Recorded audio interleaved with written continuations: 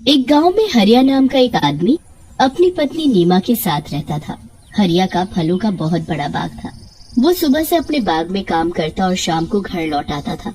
वो शहर जाकर अपने बाग के फल मंडी में बेचता और अच्छा खासा कमाता था। हरिया के घर में किसी चीज की कोई कमी नहीं थी। एक दिन हरिया हमेशा की तरह सुबह सुबह बाग में जा रहा था कि तभी उसकी पत्नी नीमा उसे आवाज देती है, अजी शाम को मेरे घर के लिए भी थोड़े से आम ले आना। ठीक है, ले आऊंगा आम। हरिया बाग में पहुंचता है तो वहाँ अच्छी खासी धूप हो रही होती है। हरिया एक बड़े से आम के पेड़ के नीचे एक चारपाई बिछा लेता है और उस पर बैठ जाता है। उस पेड़ पर बड़े ही पके हुए और बढ़िया आम लग रहे होते हैं। अरे वाह, क्या आम लगे हैं, इसके तो अच्छे पैसे मिलेंगे। एक काम करता हूँ, इसी में से नीमा के लिए आम ले जाऊंगा, वो बड़ी खुश होगी। हरिया पूरा दिन बाग में काम करता है और शाम को घर जाते वक्त उस पेड़ से कुछ बढ़िया बढ़िया आम तोड़कर रख लेता है। उसके बाद हरिया घर के लिए निकल पड़ता है। घर पहुंचकर हरिया नीमा को आवाज देता है, हाँ जी मैं आ गई, बताओ ना क्या लेकर आए हो। तुम्हारे पसंदीदा आम। आम? सच्ची? हाँ सच। चलो जल्दी से ठेले से आम निकाल लो, फिर आराम से खाने के साथ खाएंगे। नीमा जैसे ही थैले को खोलकर देखती है तो उसे बड़ा ही गुस्सा आता है। ये क्या है? अरे क्या हुआ भाग्यवान, जो गुस्सा हो रही हो? ऐसे खाए हुए आम देखकर कौन गुस्सा नहीं होगा। पूरा थैला बस गुठलियों से भरा पड़ा है। गुठलियों से? कैसी बात कर रही हो नीमा? मैं खुद ताजे ताजे बढ़िया आम तोड़ कर लाया हूँ, तो रास्ते में आते आते इन्हें कौन खा गया? वो मुझे क्या पता। अब मैं जा रही हूँ सोने, और दोबारा मेरे साथ ऐसा मजाक मत करना। हरिया को समझ ही नहीं आता कि आखिर थैले में रखे हुए आम गुठली कैसे बन गए। वो उस रात यही सोचते सोचते सो जाता है। अगले दिन जब वो सुबह उठकर फिर से अपने आम के बाग में जाता है, पूरा दिन वो बाग में काम करता है, फिर थककर उसी आम के पेड़ के नीचे चारपाई पर सो जाता है। पेड़ पर बैठी चुड़ैल गुस्से से हरिया को देखने लगती है। ये फिर आ गया मेरे आम लेने, ये चाहे कुछ भी कर ले पर मैं इसे बाग से एक भी आम नहीं ले जाने दूंगी। ये बाग मेरा है, बस मेरा। चुड़ैल पेड़ पर बैठी एक के बाद एक आम खाती रहती है और गुठली नीचे फेंकती रहती है। हरिया के आसपास काफी सारी गुठली इकट्ठा हो जाती है। चुड़ैल को आम इतने पसंद होते हैं कि वो आम खाना बंद नहीं करती। इस बार जब वो आम खाकर आम की गुठली नीचे फेंकती है तो वो सीधा हरिया के सिर पर जा लगती है। हरिया हड़बड़ाकर उठ जाता है। कौन है? कौन है? किसने मुझे मारा? हरिया इधर उधर देखता है तो उसे कोई भी नहीं दिखता, पर फिर उसकी नजर उसके आसपास पड़ी आम की गुठलियों पर जाती है। हरिया उन गुठलियों को देखकर बड़ा हैरान होता है। ये गुठलियाँ यहाँ कैसे आईं? अभी जब मैं यहाँ आराम करने लेटा था तब तो यहाँ एक भी गुठली नहीं थी, तो फिर अब ये कहाँ से आई? कौन है जो मेरे बाग के आम खा कर मेरे ही पास गुठली फेंक कर गया है? और हिम्मत तो देखो जरा, गुठली मेरे मुंह पर मार कर गया है। जो भी है मैं उसे छोड़ूंगा नहीं। पागल आदमी, इसे कभी पता नहीं चलेगा ये किसका काम है। हरिया फिर से नीमा के लिए ताजे मीठे आम तोड़ने लगता है। चुड़ैल जब हरिया को आम तोड़ते देखती है तो उसे बड़ा गुस्सा आता है। वो गुस्से में लाल हो जाती है। इसकी फिर से हिम्मत हो गई जो मेरे आम लेकर जा रहा है। लगता है इस बार इसे अच्छा सबक सिखाना पड़ेगा।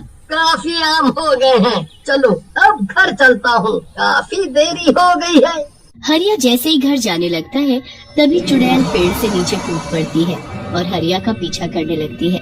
हरिया को उस दिन घर जाते जाते रात हो जाती है। जब वो घर जा रहा होता है तो आसपास बहुत शांति होती है। हरिया को अचानक अपने पीछे किसी के चलने का एहसास होता है। हरिया जल्दी से पीछे मुड़कर देखता है पर पीछे तो कोई भी नहीं होता। अजीब बात है, अभी कोई तो था जो मेरे पीछे चल रहा था, पर यहाँ तो कोई नहीं है। खैर मैं जल्दी घर पहुँचता हूँ। हरिया वापस घर की तरफ बढ़ने लगता है और फिर से उसे पीछे किसी के चलने का एहसास होता है। हरिया झट से पीछे देखता है तो वहाँ इस बार भी कोई नहीं होता। हरिया घबरा जाता है और जल्दी जल्दी चलने लगता है। जल्दी जल्दी चलने के चक्कर में हरिया के हाथ से उसका आम का ठेला गिर जाता है। हरिया उन आमों को जमीन से उठा ही रहा होता है कि अचानक उसके मुंह के आगे चुड़ैल आकर बैठ जाती है। क्या हुआ हरिया, सारे आम गिर गए? चुड़ैल, बचाओ बचाओ। हरिया को कुछ समझ नहीं आता। वो तो सब आम ऐसे छोड़कर भाग लेता है। भाग गया बेचारा। इन आमों पर बस मेरा हक है, बस मेरा, इनको कोई नहीं खा सकता। चुड़ैल वहीं जमीन पर बैठ जाती है और एक एक आम उठाकर खाने लगती है। भागते भागते एक बार हरिया पीछे मुड़कर देखता है तो वो चुड़ैल आमों को ऐसे खा रही होती है जैसे कोई भूखा जानवर मांस खाता है। चुड़ैल बड़े मजे से आम खाने में लगी होती है और हरिया भागते भागते अपने घर पहुंचता है। वो बहुत ही बुरी तरह हाँफ रहा होता है। उसे देख नीमा भी घबरा जाती है।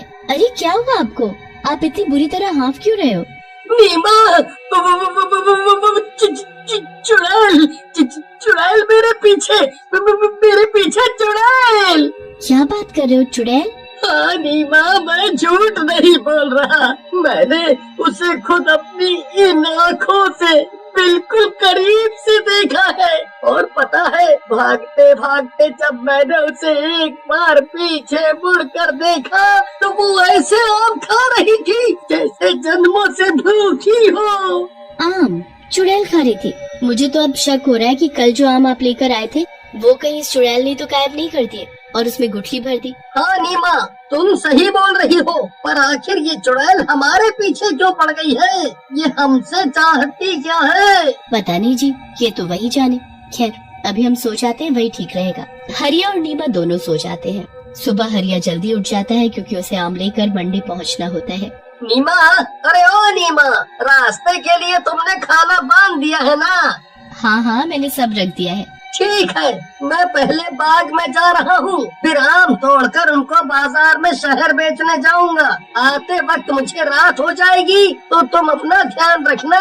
हरिया अपनी बैलगाड़ी लेकर बाग की तरफ चल पड़ता है। बाग में पहुंचकर वो पके पके आम तोड़कर टोकरी में भरने लगता है। देखते ही देखते काफी टोकरी भर जाते हैं। उसके बाद हरिया उस पेड़ के पास पहुंचता है जिस पर चुड़ैल रहती है। हरिया उस पेड़ से भी आम तोड़ना शुरू कर देता है। पेड़ में बैठी चुड़ैल हरिया को दिखाई नहीं देती, इसलिए वो बड़े ही मजे से आम तोड़ तोड़ कर टोकरी में भरने लगता है। पर जब चुड़ैल उसे ऐसा करते देखती है तो उसका खून खौल उठता है। इसकी इतनी हिम्मत कि ये फिर मेरे आम लेने की कोशिश कर रहा है। ये मेरे आम यहाँ से नहीं ले जा सकता। हरिया सारे टोकरे एक एक करके बैलगाड़ी में रख कर शहर के लिए निकल पड़ता है। चुड़ैल भी झट से उसकी बैलगाड़ी पर कूद कर बैठ जाती है। हरिया को महसूस होता है कि कोई उसकी बैलगाड़ी में कूदा है और वो जल्दी से पीछे मुड़कर देखता है तो उसे उस बैलगाड़ी में बैठी वो चुड़ैल दिखाई ही नहीं देती। हरिया आगे बढ़ता है। रास्ते में चुड़ैल एक आम का टोकरा खोलती है और उसमें से आम खाना शुरू कर देती है। वो तो कुछ ही देर में पूरे टोकरे के आम खा जाती है। उसके बाद वो दूसरा टोकरा खोलती है और उसके भी आम खत्म कर देती है। धीरे धीरे वो चुड़ैल सारे टोकरों के आम खा जाती है और टोकरों को वापस ढक देती है। कुछ देर बाद हरिया शहर पहुंचता है और टोकरे मंडी में उतार कर आम बेचने लगता है। आम ले लो, आम ताजे रसीले मीठे आम, आओ आओ जल्दी आओ और सबसे बढ़िया आम खाओ। हरिया की आवाज सुनकर वहाँ कुछ लोग आम लेने आते हैं। अरे भाई, आम क्या भाव दिए? बस 120 रुपया किलो। बताओ कितने बांध दूं? पहले आम की शक्ल तो दिखाओ, अभी तो बताऊंगा। हाँ हाँ, अभी मैं टोकरे खोलता हूँ। हरिया जैसे ही ढके हुए टोकरे को खोलता है तो उसके होश उड़ जाते हैं। टोकरे में तो बस गुठली ही गुठली भरी होती है। दूसरी टोकरी खोलता है तो उसमें भी गुठली ही भरी होती है। हरिया सारी टोकरी खोलकर देखता है और सभी में बस गुठली भरी होती है। हरिया को समझ ही नहीं आता और वो निराश होकर घर वापस आता है और नीमा को सारी बात बताता है। ये हो ना हो उसी चुड़ैल का ही काम है, इसका कुछ करना पड़ेगा। मैं आज ही तांत्रिक के पास जाती हूँ। नीमा फिर एक तांत्रिक के पास जाकर उसको अपने साथ बाग में लेकर आती है। तांत्रिक को एहसास हो जाता है कि चुड़ैल किस पेड़ पर बैठी है। तांत्रिक अपने थैले से एक धागा निकालकर उस पेड़ को बांध देता है। ए तांत्रिक, ये तो क्या कर रहा है? ऐसा मत कर वरना मैं भी इस पेड़ से बंध जाऊंगी। यही तो मुझे करना है। तूने बड़ा दुखी किया हुआ है। आखिर तू चाहती क्या है? मुझे आम बहुत पसंद है। एक दिन जब ये आदमी आम बेचने शहर जा रहा था तब मैंने इसकी बैलगाड़ी से आम खाया था और मैं इसके साथ ही यहाँ आ गई। अब इन सब आमों पर मेरा हक है। ऐसा बिल्कुल नहीं होगा, समझी? अब मैंने तुझे इस पेड़ से बांध दिया है। आज के बाद उस पेड़ से कहीं नहीं जा पाएगी। तुझे जितने आम खाने हैं तू खा सकती है, पर बस इसी पेड़ के। चुड़ैल गुस्से में चिल्लाती रह जाती है पर कुछ नहीं कर पाती। वो हमेशा के लिए उसी पेड़ पर बंध जाती है और उसी के आम का स्वाद ले पाती है।